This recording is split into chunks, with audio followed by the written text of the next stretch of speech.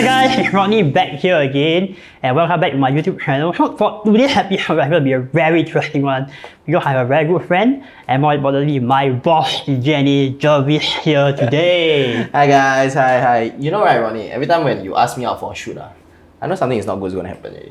So today, right, don't worry. I will expose him all the way, okay? I will ask him very personal questions. So we'll ask him very personal questions, right? Because I think a lot of times in social media, people see you as the enigma, you know. Okay, so in today's episode, we'll ask him a few questions, get to know him better as a human being, and also a leader of JNA, and more importantly, how JNA actually formed to be what it is today. Alright, stay tuned to find out more.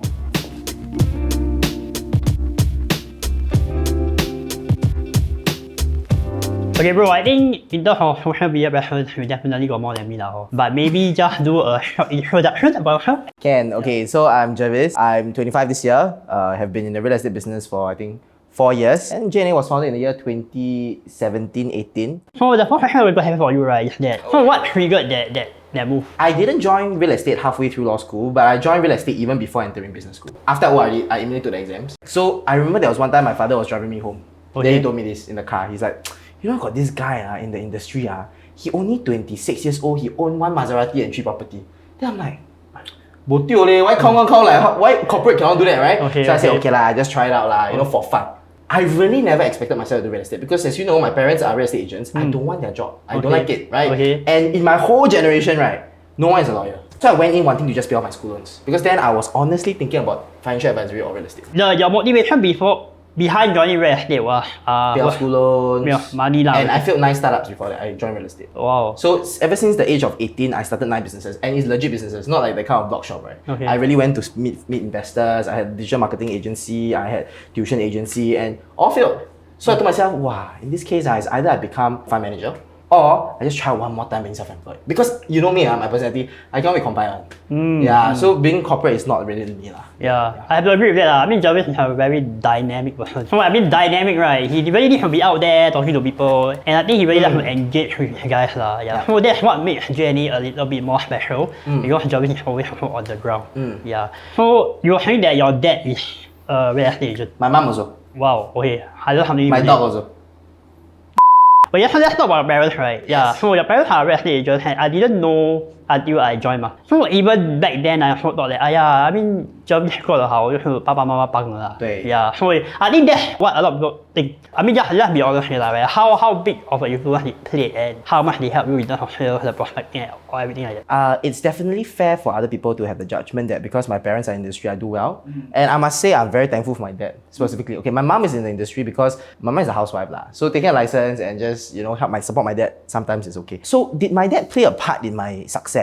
Okay, definitely so, I think, right? My dad showed me that number one, focus is very important. Okay. So that's why you see, unlike other millennials, right? For me, my focus is there. In his entire business, my dad was about a 200 to 400K producer. Okay. So, and he's always going off stage from next time to get awards. My dad taught me that anything is possible in real estate. That was the reason why JNA was birthed. Because I believe that if you are willing to use your knuckle to knock the door, you can succeed. I can be very frank here. The first 2 deals, right, I told my dad, don't tap me. I want to do myself. And the reason behind that was because I wanted to find my own element in sales then. And pride. 21-year-old, you know, I'm a tyrant, I want to do it myself. And thankfully, I managed to close it. The leads were from where? People always say this, right? Jervis, your leads your father. Yeah. I always say that. And it's very funny, right? So, in my entire family, right, there are no leads. So my market has always been cold because none of my family members will be able to afford a private property. So I remember one time, my dad asked me this question. Why not I give you some rental leads lah? Then I say, cannot leh. You know why cannot or not? I tell you why cannot. Even though I wanted to earn 10K per month, right? Because when I walked past the Propnex Hall of Fame, I saw 100K per month. Then I said, if I do rental, I must do 100 rental to hit 100K. Then I say, don't want. Did my dad give me leads? The answer is no. And my dad also keep telling me, say that, you know, when I go to Propnex office, people always say that, wow, you're very good, you support your son. And I always tell them, say no, but they don't believe me. But did he teach me what are the ways to do in this business? He taught me focus, but I also learned a lot of methods that I don't want to replicate in his business. Like Donald and Coco until he's 55, 56 years old. What I'm hearing is that basically your dad influenced you in terms of the way you think and how to act and how to propel the business to another level. Right. I mean, you don't have like those lead handed on the silver platter. Yeah. So guys, that's why you don't have lah, right? I mean, you have been laid out there, so he has really worked very hard for his deals at the beginning, and he told me that your first deal was also door knock, right? Door knocking, yeah. Yeah. Door knocking. So he closed a new launch via door knocking. Yeah. So it really can be done one. Yeah. So you just have to believe it and work hard for it. Okay, so you joined PropNext in June 2017. How much did you make in the remainder of the year? Close to $280,000. Wow. Well, that's a lot of money now. Okay? Yeah. That's a lot for a 21-year-old kid then. So what was the journey like after 2017? So 2018 started, right? I dated Penny in November 2017. So usually when you have a girlfriend the first few years, right, you want to spend all the time with her. Okay. But 2018 starting, I went for a lull period in sales. But actually, I still worked very hard in 2018 in real estate. So in terms of sales figures, it went down, but I worked very hard. And that was the year where I was gunning into law school. Out of a GPA of 4, right, you need to have at least 3.8 to qualify for the interview. Then after that, you need to have about 4 to 4.1 to qualify for law school. So out of like 30 applicants, there were only 4 of us that were selected for the degree program. I'll ask you something. Yeah, okay. Yeah, sure. I mean, this is something that I'm very curious. Because in 2018, how old were you? 22. 22, right? Okay, so if you give a 22-year-old me, right, 280K, and going to law school, right, I'll tell you the way I work, for air, you know? Yeah, so did that affect your character or how you feel in any way back then? Actually, it did. So as much as I told myself I must appear humble, but deep inside I know when I walk in SME, people will be like, well, that's the guy who makes 6 digits 1 month, right? Theory-wise, right, I appear to be humble. But right inside, right, I was like, wow, I can take on the entire world, man, right? So what changed was when I remembered that time when that 200 plus K went into my bank account. Then I sat down and I asked myself this question. I said, today, if I'm in corporate, 1 month I earn 2K or 3K. Let's say I'm in law school, maybe 4K. 1 year I earn about 50K. It's my 4 years worth of income in my bank right now in my face. Correct. So I saw my bank, and I was like, I felt nothing. So that was the day when the birth of JNA Real Estate actually happened, the seed planted. I wanted to tell myself that I wanted to tell millennials that money is nothing. Because I felt nothing. And I should be feeling like, wow, euphoric, I'm a champion, go club, open table. There's no feeling like that. I became even more scared of money. I was like, wow, what should I do with 280K? And I was very afraid of one thing, that people will want to be friends with me because of the money that I made. Yeah, I agree with you. I mean, because like after living insurance, right, you know, then doing well here, the ego is very easy to hook up to. But at the end of the day, right, if you just work for money, you will realize that you will still feel very empty. I mean, we agree that money cannot be the end goal, right? There has to be a bigger purpose and why are you in real estate. That also brings you to your team building in JNA, right? Yeah. I'm very curious. You know, I also don't know why I joined you, honestly. You know, you are back then at 23-year-old. How did you even like get people to join you at 23 and you are still schooling? And how you convince them that, okay, you are able to lead from a part-time perspective, you know? If you realize one thing, right, when I started my recruitment journey, I had no slides that I show you. Yeah, and I know the whole industry, everybody prepares recruitment slides. I never. And none of my recruitment leads actually did come from open advertisement and say that JNA Real Estate is recruiting. But why was I able to recruit? I think it was the heart posture. Growing up, I was the only child. To me, the moment I make a friend, that friend means the world to me. The moment someone joins my team, loyalty is 2 ways. The associate will be loyal, I will be loyal. So remember when the first few years of JNA, there was never like, hey, you are the associate in my downline. Yeah. I became the downline for all of you. I remember like, hey, Jervis, walao. Then I was like the one, right? I mean, JNA, especially at the start, right, it was more of like a group of monkeys, really. It's really like that. I mean, we don't want to tell you that JNA had a very big vision in mind, then we came together and like, you know, it's never like that. So, even when I was there at the start, right, it's just like, can I really join this guy? Yeah. So, but I don't know why I just believe that I see the potential in you, and I also see that this guy has vision. Yeah, so it's good to be on the same boat as him. I remember because when you met me, I had to meet Rodney I think 3 or 4 times, and the 3rd time I think the girlfriend came, 4th time parents came, 5th time I think great grandparents came. Okay, like the girlfriend came, which is Michelle, came and met me. And that time when I wanted to recruit you, it was never about numbers, because if it's about numbers, I would have spent a lot of money to run ads. But when I met you, the first thing I told myself was, this guy is broken. Maybe I don't have the solution, but I know that the market is like this. Everyone can be a number to a lot of directors. But I know one thing is that I'm going to do my best to change your life. That's it. I don't know the solution, but I'm going to do my best to change your life. So I think with the heart to say that I want to be a righteous leader, even though I may make mistakes, it's okay. I will just do my best and have the best intention for the person. I don't know if I shared this with you. After I met you, together with my girlfriend, right? Then we're at the void deck, the lobby of the HDB hub. I said, this is Jervis, it's either he's a professional scammer or he really is one of a kind leader. So I just, okay, trust my guys thing and, join JNA and we never look back from there. Let's talk about something that not many people ask you about. I think 2019, a few of our members left, right? And those members are the ones that were the pioneer batch, even before me that joined you. Maybe share a little bit more about, what you felt and why the whole thing happened and what you learned basically. I remember when we started in the year 2018, I had actually 6 members. Out of the 6, 5 actually left. And what was the most painful was that these 5 people were actually the closest to my heart. Because these people are always there. So when the 5 of them left, it was painful. And I knew that, they left because there was something wrong with me. And one thing that I learned from that was, as much as you may have a spirit of collaboration, the intention may be pure, but what is being received as the intention is the most important. And they received it as Jervis is trying to take advantage of me. Because there were no results. Because my vision is always very big since 2017. Correct. And they felt that they were being taken advantage of. So how did it change me as a leader? Actually, it didn't change me that much if you realize, right? After that, I still went to collaborate more. And I think the same cycle repeated again. And some people feel like, hey, why are you taking advantage of me? And I would dare say that only 2021, then it changed. That, sometimes how people receive your love can be different.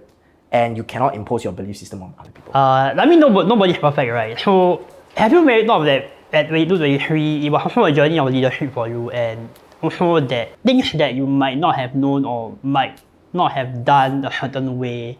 So my growing up years were with people here. I still remember then, if you remembered, right? I never ever asked you to call me boss. I said, don't call me your leader, boss. I'm here, we are flat hierarchy. Was it a good thing for me? Of course it was a good thing for me, but were there ramifications? There were. Because there were overstepping of authority when decisions have to be made. Why did I actually have the intention to not ask you to call me boss? Because I was escaping from accountability and responsibility as a leader. But I believe in one thing. It's choose the people that you want to build deeper relationships with. And that can be your colleague. What you're saying is that as leaders, as a future leader myself, right? You really have to handpick the people that you lead, right? I think that's very important because I feel that if you don't know what type of people will work well with you, right, it's very hard to manage moving forward, correct? So you really have to know who you work well with and what kind of people you don't want in your team. Okay, so maybe let's talk a little bit about the negative social pitch that happened, and I saw the struggles that we've been through together as a team, and it really united us together as well. So maybe share a little bit more about how you're feeling as the founder of JNA, the leader, and I think you get the brunt of it. Okay, the negative social pitch. Wow.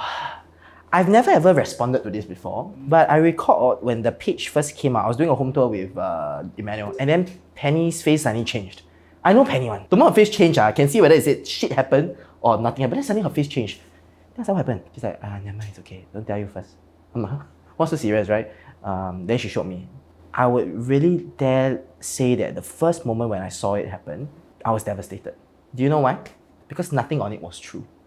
I was devastated because this is the first time I felt that when pure and true intentions can be exploited as negative, evil intentions. The next response I did was, I posted the post of the page and I said this, I forgive you and may you find peace in your heart. And the reason behind that was because I know that the person was hurt as well.